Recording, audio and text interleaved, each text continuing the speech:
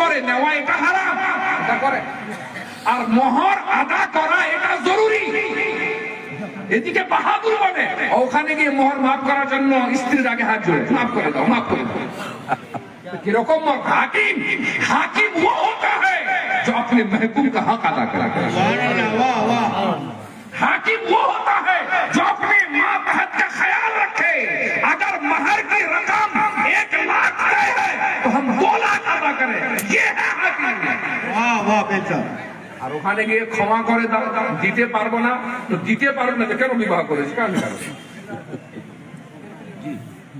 দ্বিতীয়ত কথা বললেন কি এখন আলিম ওলামারা নিকাহ পড়ায়,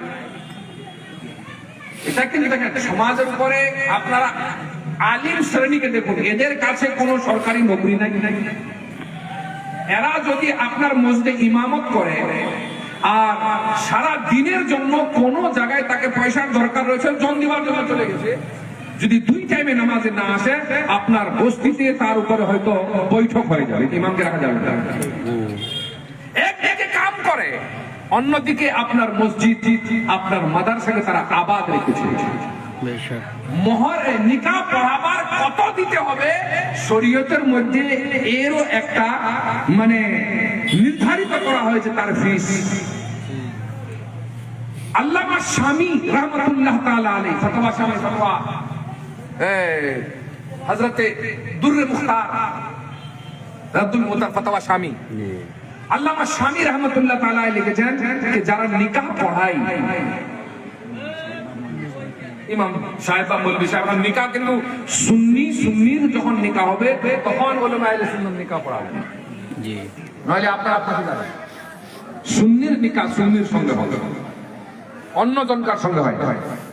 তো দিতে কত হবে? বদ মাযহাব তো নিকাহ পড়ানো নাজায়েজ ও হারাম। দিতে কত হবে বলা হয়েছে? নিসফ দিনার। দিনার জানেন? সোনার টাকা।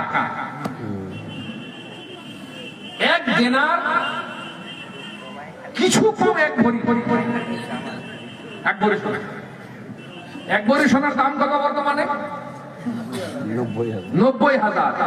বলছে যারা নিকাহ পড়ায় তার অর্ধেক, তার 90,000-এর অর্ধেক কত? 45,000। 45,000 নিকাহ পড়াবার ফিস। এটা কিতাবের মধ্যে রয়েছে। আজ পর্যন্ত কোন আলিম ওলামা এই জিনিসটাকে নিয়ে রোড জাম করেনি, এটাও বলেনি। যদি ওখানে কেউ বলে তাহলে 2 জন সমাজের ইমাম সাহেবকে চুপ করে দেয় না। একটা এরকম মুহূর্ত হাজার হাজার টাকা ও ভুটকিতে, পাটাকাতে, প্যান্ডেলে নাজায়েজ রসমে তারা খরচা করে দিয়েছে। এখানে জায়েজ রসম যার হক রয়েছে, এখানে সে 5,000 টাকা দিতে পারবে না, মসজিদে 10,000 টাকা দিতে পারবে না? নিশ্চয় পারবে, যদি আপনারা এ সকল জিনিসকে নিজের দিল দিমাগে, নিজের মনের মধ্যে অবতীর্ণ করে নিন যে যেই কাজটা জায়েজ, এই কাজটাকে ভালোভাবে করতে হবে, নিশ্চয় সেই কাজটা। कर दीजिएगा 45,000 में से 40,000 माइनस कर दीजिएगा, 5,000 लागू कर दीजिएगा, इतना तो चाहिए। और मजदूर अपनी मजदूरी के लिए झगड़ा भी कर सकता है। মজদুর নিজের মজদুরির টানে একটা টোটোওয়ালা আপনাকে যদি দাসখানা নিয়ে যায়, 50 টাকা তার সঙ্গে মানে তাই হয়ে যায়, ওখানে গিয়ে 40 টাকা দেন আপনি, তাহলে 10 টাকার জন্য তাকে হক রয়েছে ঝগড়া করে নেবেন। যদিও ঝগড়া করাটা ভালো না, কিন্তু তাকে হক দেওয়া হয়েছে। আর ঝগড়ার মতলব এটা নাকি অন্যকে মানে বেভং গালি দেওয়া না, ঝগড়ার কিছু দলিল দিয়ে উচ্চ সুরে কথা বলা, এটা ঝগড়ার মতো কথা।